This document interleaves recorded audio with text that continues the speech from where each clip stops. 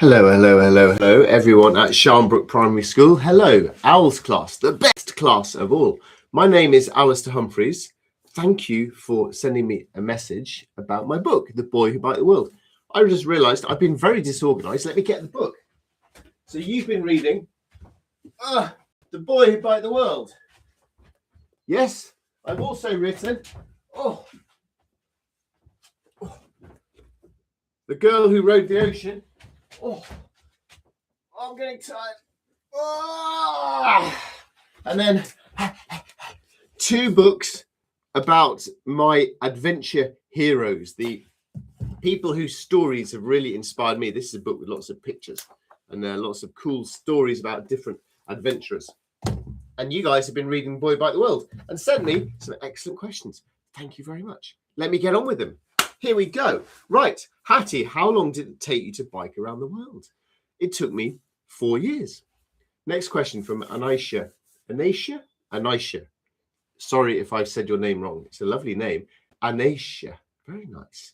You know what? While we're here, right immediately, I'm going to Google your name because this is a great name. Let's see. What a lovely name. Very nice. Right. Well, there. I've learned a new name for the day. What a great name. When did you bike around the world? I biked around the world ages ago. You can probably tell because look at this now. I haven't got much of a beard, but it's very grey these days. Oh, on the side of my head. It's definitely very grey. So I biked around the world from 2001 to 2005. Molly says, how did you speak all the different languages? Well, I went to lots of countries, all around the world, and I would always, I didn't speak all the languages. I wish I could speak every language. I think learning a language at school is such a brilliant thing to help you when you visit places. But I would just have to try and learn as much as I could as I cycle through each country. Harry B and Robin want to know what was my favorite place. That's a very hard question because you like places for lots of different reasons. And every time people ask me this question, I give a different answer. And today's answer, because it is very cold and grey and a bit horrible here in England, my answer today is Northern California. Sunshine, giant redwood trees, beautiful ocean roads. Oh. Louis says, how many books have you written? Well, this is a good sign because I'm slightly losing count. I think about 18, I think. Ruben, Evie, Avi, and Swayze have done that question as well. Ellie says, what inspired you to bike around the world? Well, it was reading books. You can see here where in my shed, I've got loads of books.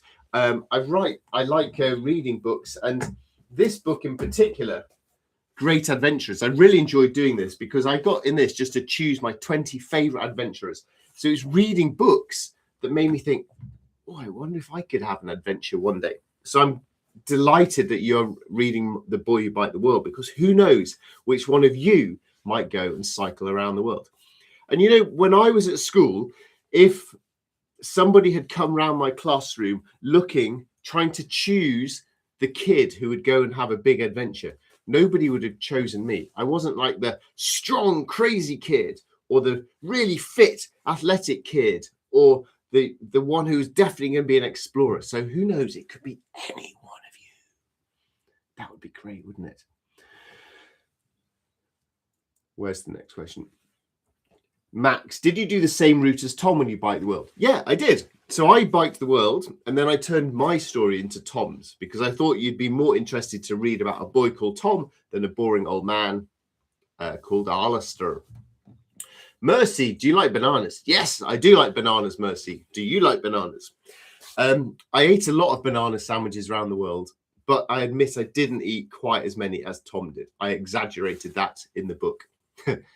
Layla, how do you feel when you saw animals lurking? Well, wild animals are really much more scared of humans than we are because we treat wild animals so badly. So animals are normally really scared of humans. So I just felt happy and lucky when I got to see wild animals. I thought it was a wonderful, rare treat. Lyra and Viren want to know my age when I began and when I finished. So I began when I was 24 and I got home a week before my 29th birthday. Gosh, that was a long time ago. I'm now 49. 49! 49, crikey. Anyway, that's a different issue. Harry says, how fun was the trip around the world? Fun. Fun is an interesting word. I mean, sometimes it was fun, but it wasn't always fun. It was often hard and frightening and difficult and scary and boring and cold and wet and hot and thirsty and hungry. So it wasn't always fun, but it was always interesting and it was always challenging and it was always rewarding, I would say. Ivy, what was milk and blood like to drink? You know, this milk and blood story. So I cycled around the world. I had lots of adventures and I wrote about all those adventures in the book. So it's mostly true stories of the adventures I had, slightly just polished for the storybook. But the milk and the blood, I did stay in those Maasai villages that went with the thorns around and the people wearing the fantastic red clothes and the spears. I did stay in those places, but I didn't drink the milk and blood. I made that up for the book. And that's the start of the book. And now, years later, I think, why did I make that up? I had lots of good stories. I didn't need to make something up. So that is a traditional drink, but I didn't drink it. I made it up. I don't know why. Silly. Yeah.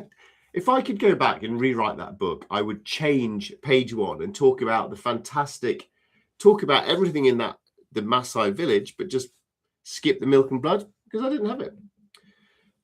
Olivia and Tyler asked what it's like going around the world. I think I've answered that. And Arlo and Max asked about inspiration, and that was books. And Bobby wants to know about, what did your parents say when you came back from biking around the world?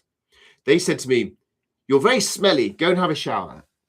Your hair is very long, go and get a haircut. And when are you going to go and get a proper job like all your friends? They probably did say all those things, but they also said, welcome back. It's lovely to see you. And it was really nice to see my friends and family because I hadn't seen them for so long and I'd really missed them. Alana, how much money did you have when you finished biking around the world? I had almost none, absolutely no money left in the entire world.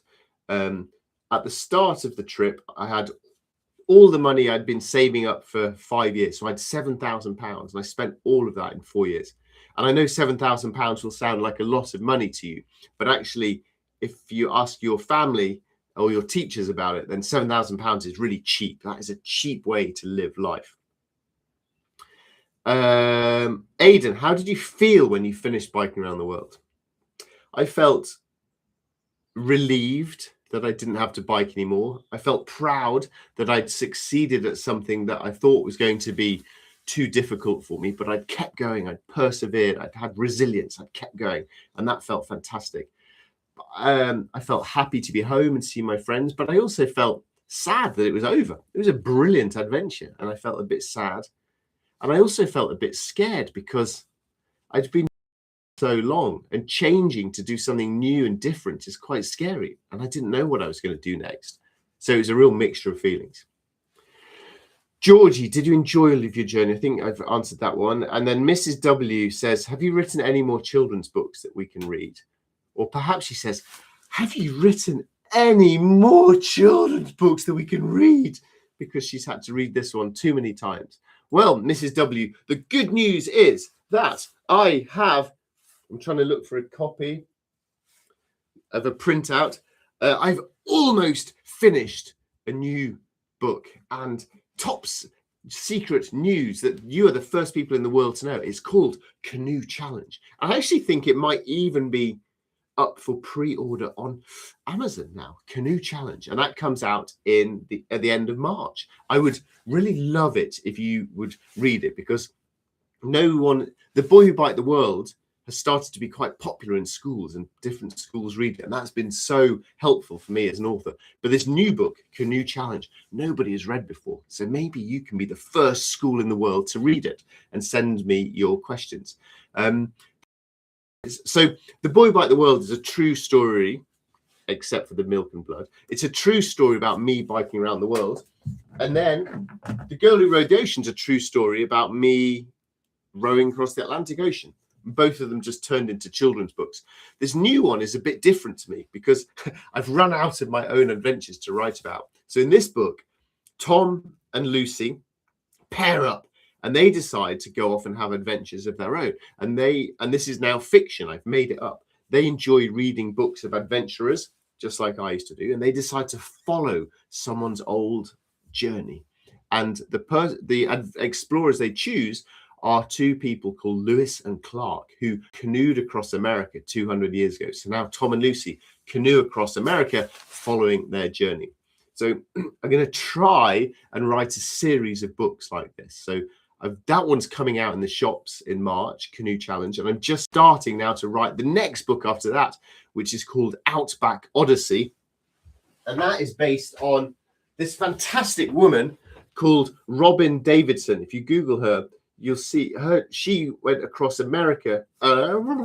She went across Australia by camel. And online, you can see beautiful photos of her adventure. So I'm now just starting to write Outback Odyssey. And hopefully, Mrs. W, you will have some new reading material. But thank you so much for reading this book and supporting my adventures and my writing, because when a book's read in school, it makes me feel good that other people are reading my adventures, maybe dreaming of adventures of their own. So it makes it feel like less lonely. Being a writer is quite lonely. I'm in this shed writing away my book on my computer. You don't see or hear if people like the book. So it's really nice to get messages from you guys. Right. Thank you for those questions. Thank you so much for reading my book. And most of all, good luck with all of your own adventures. Have a fantastic day. Bye.